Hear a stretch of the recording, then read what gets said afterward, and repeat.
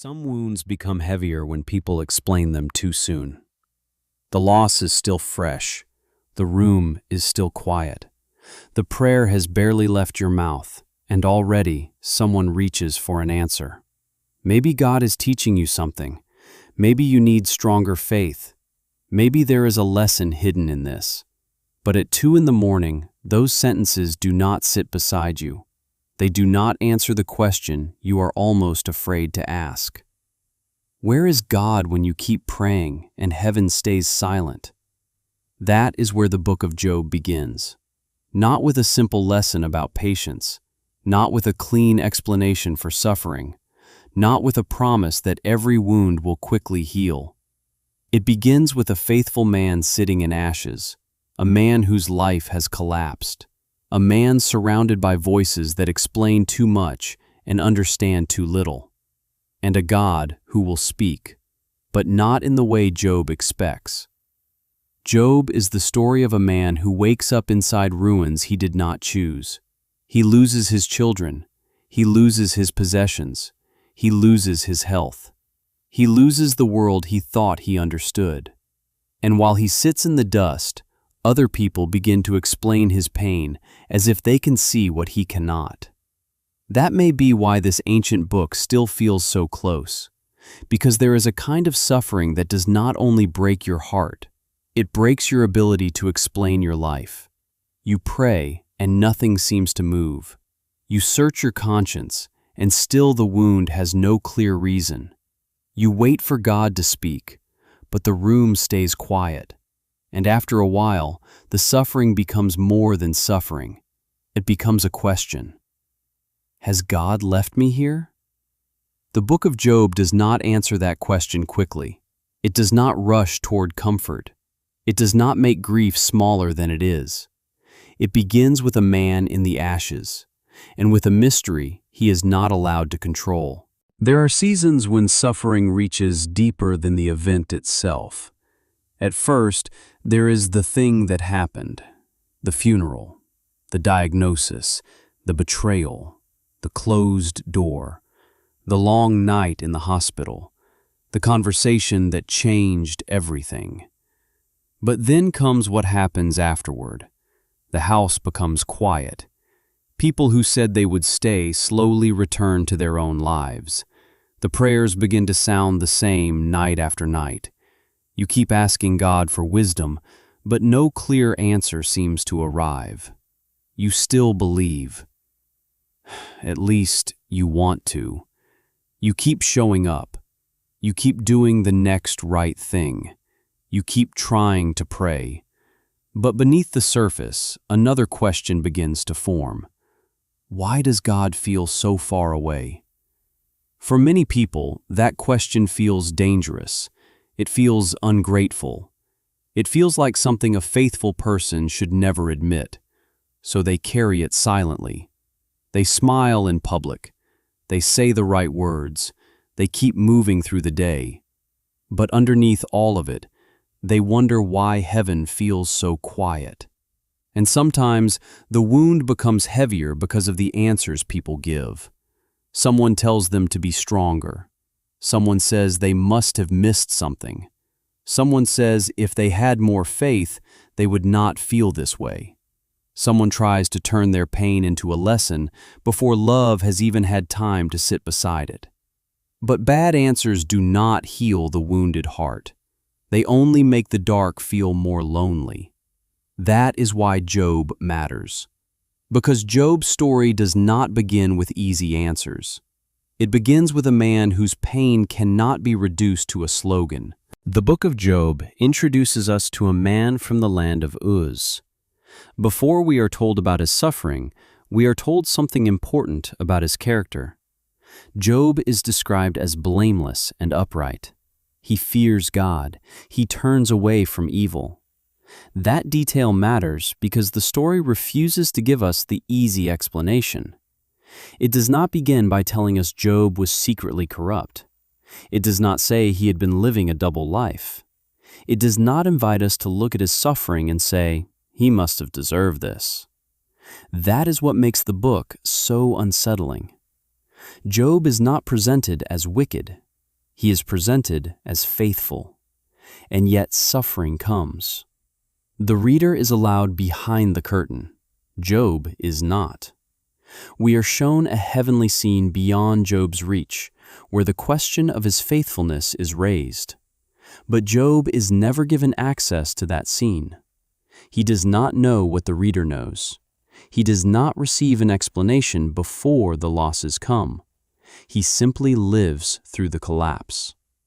In a few terrible movements, the life Job knew is torn open. His possessions are taken.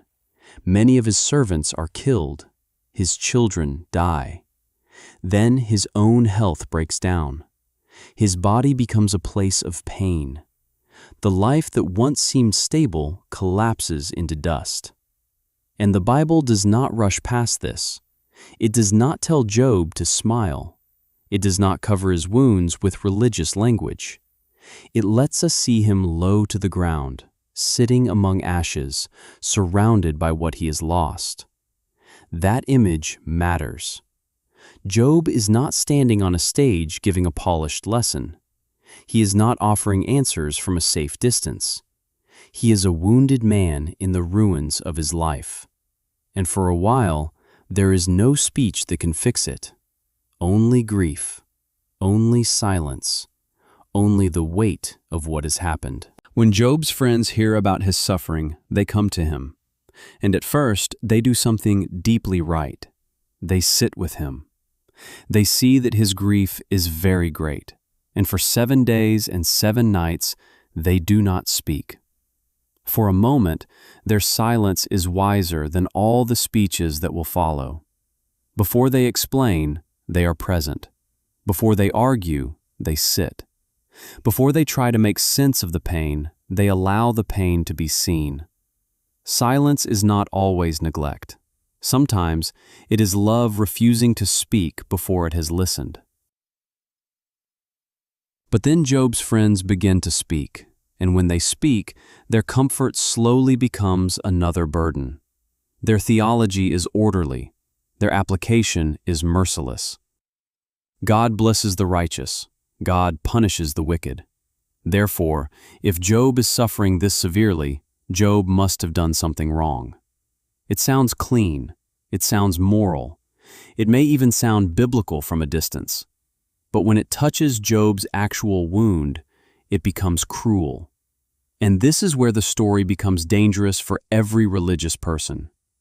Because the cruelest wound in Job's story is not only what he lost, it is what people said over his loss. His friends did not come with hatred in their hands. They came with explanations. They looked at a man in ashes and tried to make his pain fit inside a system they could understand.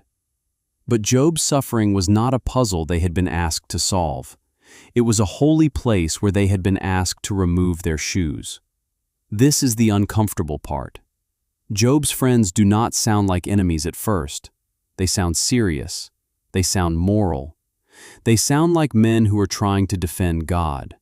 That may be why their words are so dangerous, because some of the deepest wounds in religious life do not come from people who deny God. They come from people who speak about God with no room left for mercy. They look at ashes and see an argument. They look at grief and see a lesson. They look at a suffering man and feel the need to make his pain fit their system. But Job does not let them do it. He refuses to confess to a story that is not true. He refuses to make his pain easier for other people to explain. Job is already grieving what cannot be repaired. Now he must also defend his soul against accusation. Perhaps his friends were also protecting their own understanding of the world. Because if Job can suffer like this without a simple, visible cause, then life is more mysterious than they want to admit. And that is frightening. It is frightening to admit that a righteous person can suffer deeply. It is frightening to admit that obedience does not give us control over every outcome. It is frightening to admit that sometimes the person in ashes has not failed the test. Sometimes the test is also in the people standing near the ashes. Job's friends are not wrong because they believe God is just. They are wrong because they think God's justice gives them permission to accuse a wounded man. That should make us careful, because bad comfort is not always made of false words. Sometimes it is made of true words spoken without tears. Even true words can become false comfort when they are spoken too soon, too coldly, or from too far away. Not every wound can be explained from the outside, and not every person in pain needs an answer before they need presence. Job does not accept the false comfort of his friends. He does not agree to a lie so everyone else can feel safer. He does not confess to hidden sins simply because that would make the story easier to explain. He speaks, and his words are not tidy. Job laments. Job questions. Job grieves. Job wants to bring his case before God. He does not understand why this has happened, and he refuses to pretend that he does. That can make some readers uncomfortable. We may think faith should always sound calm. We may think a godly person should never ask hard questions. We may think grief must be quiet in order to be holy. But the Bible gives us Job, a faithful man whose prayers are not polished, a suffering man whose words rise from the dust, a wounded man who does not understand God, yet still keeps turning toward God. That distinction matters. Job's lament is not tidy faith, but it is still directed toward God. He brings his confusion before the one he cannot understand. He does not know why God seems silent. He does not know why the righteous can suffer so deeply. He does not know why his friends have become accusers instead of comforters, but he keeps speaking toward heaven. There is a kind of faith that only speaks when life is clear. And there is another kind of faith that keeps speaking when life has fallen apart. That is the faith we see in Job. Maybe this is where his story comes closest to us.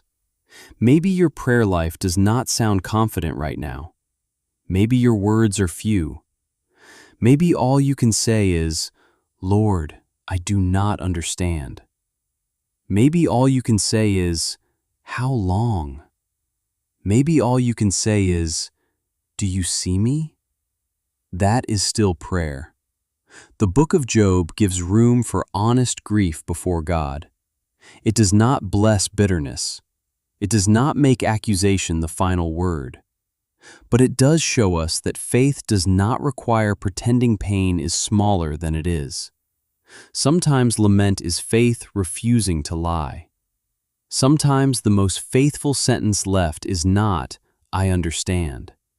Sometimes it is, "God, I am still speaking to you from the dust." After many chapters of human words, something changes.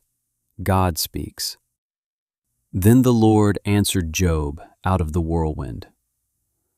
That line matters. Job has been asking for a hearing. He has wanted to bring his case before God. He has wanted the pain named, the mystery opened, the reason placed into his hands. But when God speaks, he does not give Job the kind of answer Job expected. He does not walk Job backward through every loss. He does not explain the death, the sickness, the silence, and the ashes one by one. He does not say, "Here is why this happened. Here is how every wound fits."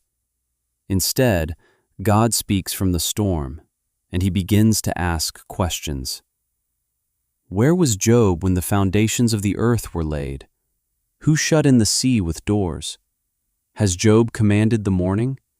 Can Job govern the wild creatures of the earth? At first, this can feel strange.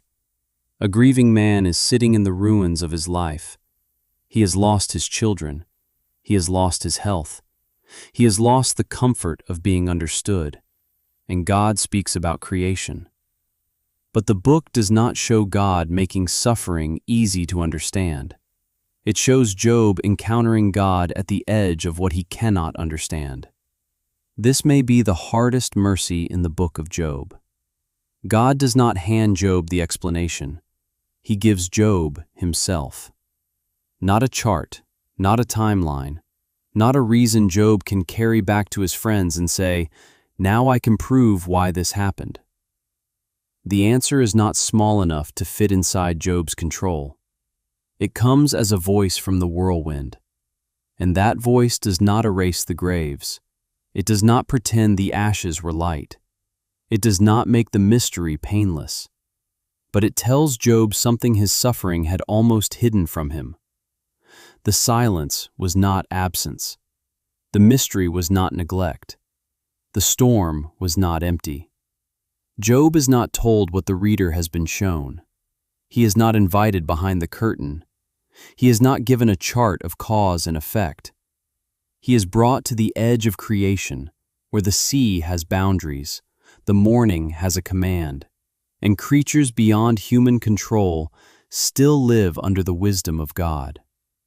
Job wanted the hidden reason placed into his hands, but when God finally speaks, he does not give Job the machinery behind the suffering. He gives him his voice.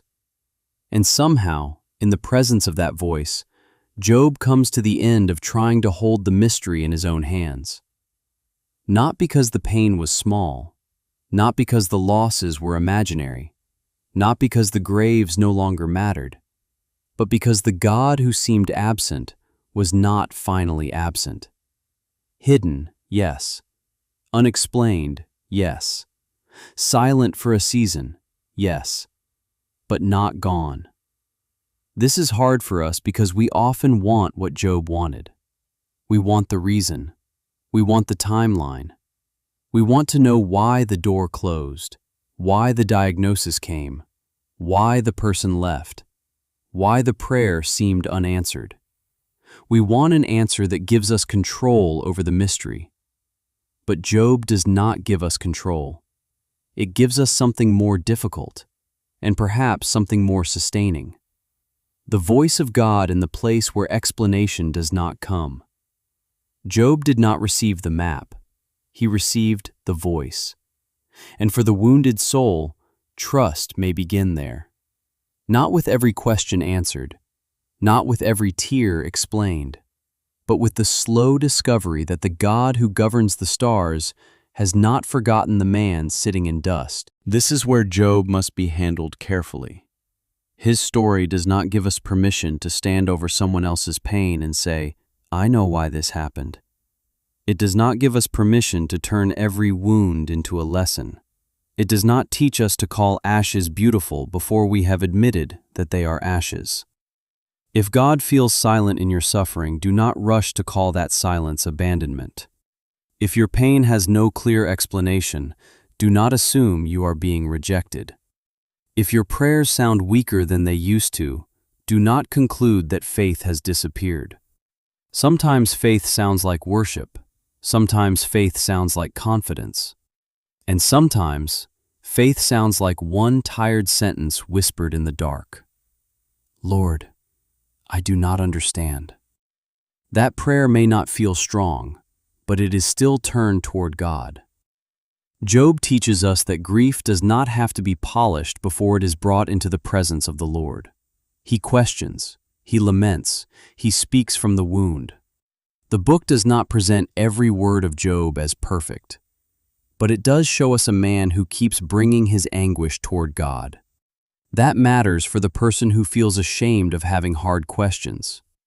You do not need to turn your grief into a testimony before you have had time to mourn. You do not need to make the wound sound smaller in order to prove that God is great. You do not need to pretend certainty when the honest prayer is, "Lord, I am afraid." And Job also teaches us how to sit beside someone else's sorrow. His friends were wisest before they tried to explain. They came near, they sat down, they stayed silent. For 7 days, their presence was better than their answers. But when they began to speak as if they knew the hidden reason for Job's pain, their comfort became another wound. Near the end of the book, God rebukes them. The men who spoke so confidently had not spoken rightly. That should make every comforter careful. There are moments when the most faithful thing is not to interpret, not to correct, not to search for the lesson, but to stay near, to let grief be grief, to refuse the pride of easy answers. A wounded person is not a problem to be solved before they are a soul to be held. And the ending of Job must also be spoken with care. Yes, God restores Job, but restoration does not erase the graves. It does not make the losses small. It does not turn suffering into a formula. The book is not saying, if you endure long enough, everything will return exactly as it was. It is saying something more difficult. God remains God when the righteous suffer. Human explanations can fail, and God can still be wise. The night can be long, and the story can still be unfinished. So perhaps the prayer for this season is not, Lord, now I understand everything. Perhaps it is quieter. Lord, I do not understand. Lord, I am still here. And that is not a failed prayer. It is the prayer of a soul still turned toward God from the dust. Maybe tonight you are not ready for a confident prayer. Maybe the only honest words left are small ones. Lord, I do not understand. Lord, I am tired. Lord, I am still here. The book of Job does not shame that kind of prayer. It does not rush the ashes. It does not pretend that restoration erases grief. It simply shows us a man who was not given the map he asked for. He was met by the voice of God in the storm. And perhaps, for tonight, you do not need to force your grief into an explanation. You can simply bring it before God, not cleaned up, not fully understood, not made smaller than it is, just brought. If you need to stay with this theme, continue with the next reflection on prayer when God feels far away. But for now, carry this slowly. The story is not over because heaven feels quiet. And the God who seemed silent has not lost sight of the soul sitting in the dust.